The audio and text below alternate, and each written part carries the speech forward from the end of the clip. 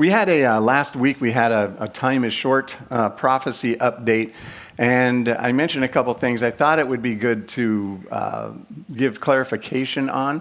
And while I'm at it, might as well just share a little bit more about the reality of what happened. So with the whole United Nations decision there, and I mentioned, I think I misspoke. Did I say that Donald Trump wanted to defund the U.S.? It's like, if I said that, it was a misspeaking. I meant to say he wanted to defund the UN. Very different. No, we like the U.S. The UN, many people have some difficulties with. But anyway, so so the Biden administration, Harris, they want to support that UN, but Donald Trump wants to defund it. Basically, when he was in office, he froze $1 billion of funding for the UN. And as you may know, if you don't know, the UN is, like in their decisions, I think it was 134 or something over so many years of condemnations against certain nations.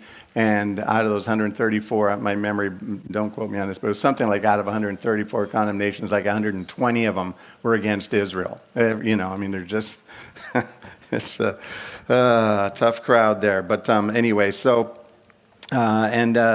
here's a 2018, we have a slide, I think, a picture of a 2018 article written by the ACLU, the communist-leaning legal group, but criticizing President Trump for defunding UNRWA. And UNWRA, the UNRWA is United Nations Works Relief Agency, and they're the ones that provided many schools and their offices and everything for Hamas to go set up rocket launchers. And in fact, but Trump had defunded them, and people were criticizing him for doing that. But since Joe Biden took office, he has given over $1 billion, not just to UN, but specifically to UNRWA. He's given $1 billion. There's a picture of UNRWA, of a UN facility there with a rocket, the flag on the top of the UN, and a rocket launcher on the bottom there, being used by Hamas to fire rockets at innocent civilians in Israel. So anyway, so I'm not telling you who to vote for in the coming election. Some people think the election system is going to be overthrown or whatever, that the ballots aren't fair. But I'm just encouraging you to pray. I mean, we, as a nation, we are at a critical time in U.S. history and in world history, and now is a time for us as Christians. What a blessing we have to be able to stand in the gap and to pray for our world, pray for our nation, pray for the elections coming up, and just that God's will would be done. But regarding the possible alignment with the UN decision that I mentioned last week with Bible prophecy, it's interesting. Revelation 13 tells us there will be a one world government, and that the Antichrist is going to rise up and be the world leader of that one world government. Not going to be a good thing. We're going to go home first. Hallelujah. That's why we're doing our rapture drill. No, but we're going to go home and be with the Lord. But then the one world government could already be formed. But we're going to get raptured, and then the Antichrist is going to rise up and take control. But and as I mentioned last week, the UN Pact for the Future seems like a real power grab. It's like a treaty. This pact, I looked it up. They would say that from what I saw online, it looks like it has the same binding power as a treaty. That, if a nation makes a treaty, they got to stick by it. You can't just, we didn't mean it.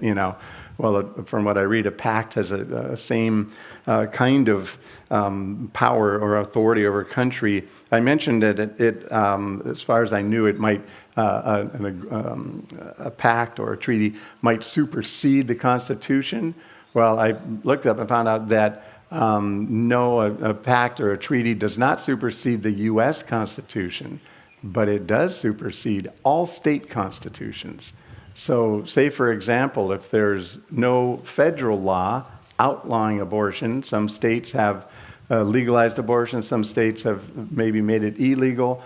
Well, if we have a pact with the UN, then this agreement, they could come in and just wipe out all the laws and say, no, no, no, abortion's legal in all 50 states because the U.S. made this agreement, So it has a lot of power over our country.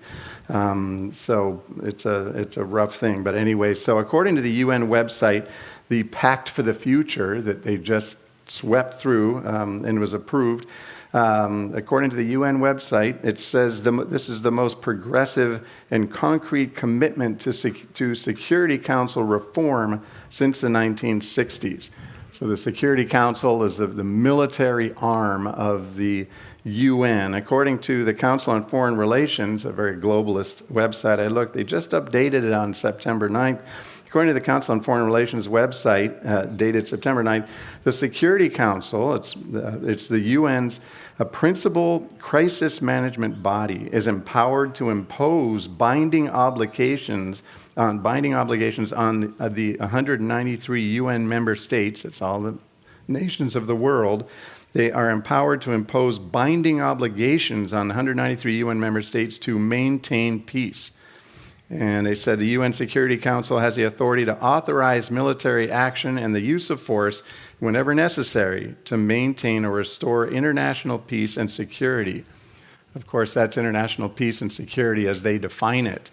If we have a weather crisis, climate crisis, they could say, peace is threatened and we're bringing in the military. I mean, this is heavy duty that they can just, with a wave of their wand, decide that they're going to, bring in the military and take over governments or whatever. I mean, it's pretty heavy duty. The UN website also says the pact includes, this will get our attention if the military thing didn't, I think.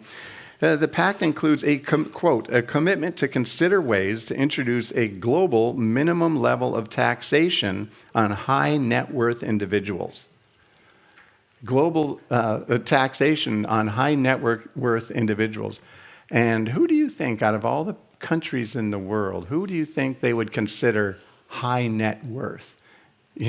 Compared to almost most of the countries in the world, everybody in the U.S. is rich. I mean, we make more in a day than some countries that make in a month. I mean, it's like we are an affluent country. So when they're going to have a minimum level of taxation on all the high net worth individuals, it's kind of like, going to be paying international taxes to the UN, and it's like, should this depress us? No.